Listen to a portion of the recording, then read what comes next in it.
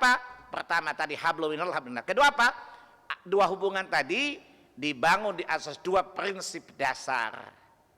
Pertama adalah adil, yang kedua ihsan.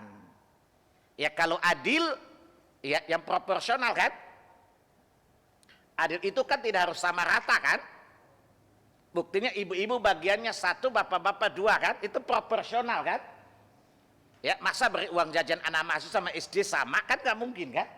Nah, jelas? Jadi itu adil itu bukan sama rata kan?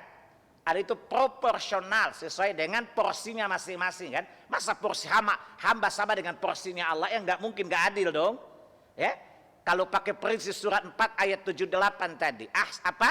Idza huyitum bi tahiyatin fahayyu ahsana minha, adil nggak? Memuliakan manusia daripada Allah, tidak adil kan? Faham? Sementara Allah mengatakan kalau orang memberimu penghormatan, balaslah dengan lebih baik dari itu manusia loh. Gimana Allah? Sementara Allah katakan ahsin kama ahsanallahu ilaik, dan berbuat baiklah kamu sebagaimana Allah telah berbuat baik kepadamu. Jelas ya? Itu dua prinsip baru ditegakkan. Ya? Kemudian jadi manusia itu sama rata di hadapan Allah loh. Ya? Jadi keadilan itu ya, berbuat baiklah kepada orang yang layak mendapatkannya. Berikan hak-hak orang sesuai dengan semestinya. Walaupun orang itu sangat kamu benci sekalipun. Ya, apa kata Allah?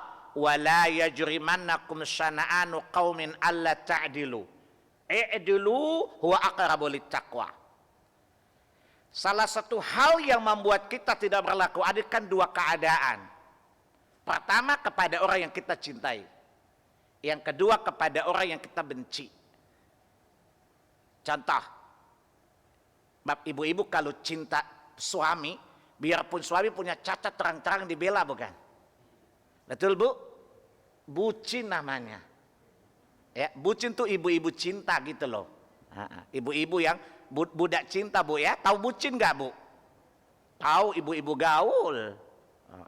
Ya, karena cinta terlihat aibnya tapi diusahakan ditutupi bukan? Betul? Biasa kita tidak berlaku adil. Ya, banyak orang mencintai pasangannya mendurhakai orang tuanya kan? Ini biasa orang tidak proporsional ketika mencintai. Yang kedua apa? Ketika membenci. Gak usah jauh-jauh, contoh ibu-ibu aja. Tadi kalau cinta lakinya. Sekarang dia punya madu loh. Sebenarnya bukan madu sih, rival sebenarnya ya. Sebab kalau madu kan honey ya. Honey kan berarti enak dong. Ibu-ibu punya suami punya istri lagi. Itu madu atau racun bu? Ibu ada orang cerita nih. Ibu punya rival tadi. Aduh tahu nggak bu? Racun ibu tuh baik banget. Baik apaan? Gitu ya. Betul? Ibu tidak akan benarkan rival ibu walaupun dia baik kan bu? Betul? Misalnya suami cerita, ibu tahu nggak bini yang muda itu? Aduh begini gitu. Ibu pasti mulutnya bengkak kan? Kayak roti bantet kan?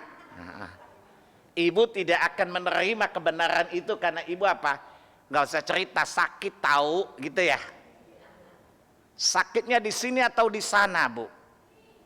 Tuh masya Allah. Rupa-rupanya ibu ini baper, ngaji udah lama tapi baper. Bawa perasaan, hadapi itu dengan bakal bawa akal dan baim bawa iman.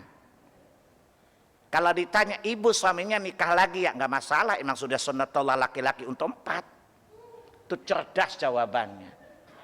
Jelas? Ibu nggak sakit hati, impossible kalau nggak sakit hati. Tapi saya mesti terima takdir dong, gimana lagi? Karena saya tahu suami tidak mungkin nikah kecuali takdir Tuhanku. Dan aku ridha dengan itu. Itu namanya baim bawa iman namanya. Tapi kalau ditanya, bu, suami nikah lagi? Tahu. Apa kata iblis? Mantap. Jelas ya? Itu namanya bakal bawa akal bawa iman.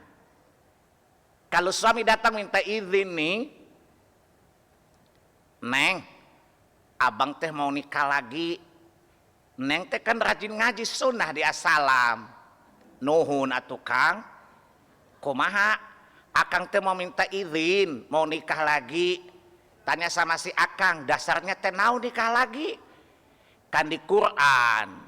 Emang Neng tidak percaya Quran? Jawab, demi Allah saya percaya Quran, tapi masalah saya tidak percaya sama Akang. Kenapa? Quran suruh adil, muka Akang tidak mungkin adil. Jadi Akang jangan cari penyakit, nanti dari kiamat stroke loh. Itu namanya istri yang cerdas gitu loh. Bawa akal, bawa iman, gak bawa perasaan. Adil gak saya hari ini, Bu? Tadi udah saya mojokkan ibu, sekarang saya bangkitkan semangat ibu lagi kan. Jelas ya Bu ya, jadi itu beragama tuh gampang kok. Beragama tuh mudah saja kan. Maka banyak hafal dalil, jawabannya pasti ilmiah. Ya pasti ilmiah, itulah adil ya. Jadi adil tuh kepada orang yang paling kita benci, atau adil kepada orang yang kita cintai. Jadi tidak menjadi bias karena cinta, dan tidak menjadi bias karena benci. Ya, surat 4 ayat 135 kan? Ya. Kemudian surat 5 ayat 8 kan? Allah menurunkan keadaan, berlaku adil. Bahkan kata Allah apa? Di surat 5 ayat 8 Al-Maidah, "Wala yajrimannakum syana'anu qaumin alla ta'dilu, i'dilu huwa aqrabu littaqwa." Ya. Dan janganlah karena kebencianmu kepada suatu kaum lalu engkau berlaku tidak adil. Ya, berlaku adillah, karena keadilan itu dekat kepada takwa.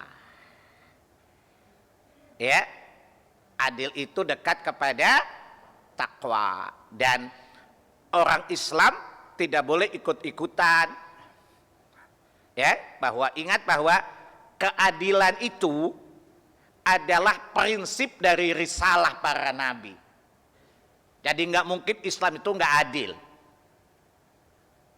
Ya, jadi kalau mengatakan ibu yakin Islam adil, iyalah, masa iya dong? Kenapa? Karena kitab diturunkan dan para nabi diutus, salah satu misinya apa? Menegakkan keadilan.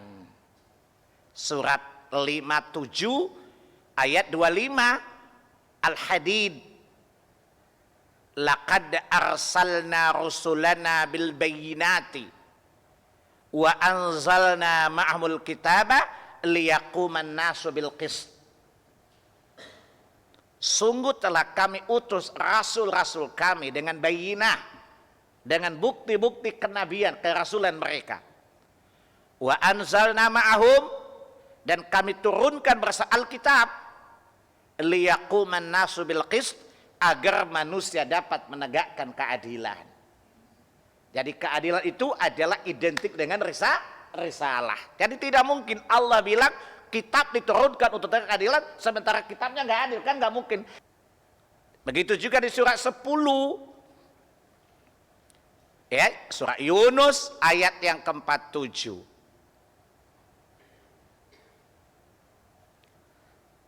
Walikulli ummati rasul fa idza jaa rasuluhum qudiya bainahum bil qisti wa hum la yuzlamun.